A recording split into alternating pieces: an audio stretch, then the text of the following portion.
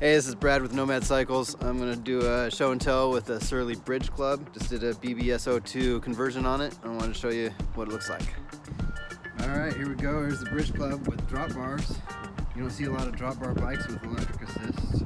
I'm not really sure why, because I like them. The only trick is getting the throttle to mount on here. So you can see we mounted the throttle under the drop bar, and you can buy the same little doohickey. It's a piece of flat bar tubing cut with a semicircular shape to fit underneath the drop bar, and you can see these zip ties, not the most elegant, but it holds it on there really well. And then the throttle mounts right onto that tubing because the drop bar tubing is too large to fit throttles. They only make them for flat bars, unfortunately.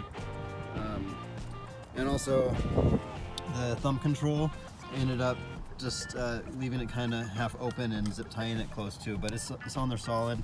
They're both on there solid. I'm not going to hit that right now. So here it is, Bridgeclub with the BBS02. It fits on there just perfect. Let's see.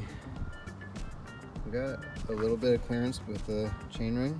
I did space it out. We put a couple spacers between the bottom bracket and the motor. And if you space it too far out, it leads to chainline problems, but this one's doing just fine. Let's see how the BBS HD works on there, but this is a beautiful example of what you can do for your e-bike conversion. We use these little stick-on cable guides for the gear sensor wire because it was coming down the tube there. And then you can see all the other cabling we've got all nicely wrapped up. There's always a whole bunch of extra wires on an e-bike, and we really like to try to make it look clean. So there it is, show and tell for the day. I would highly recommend this.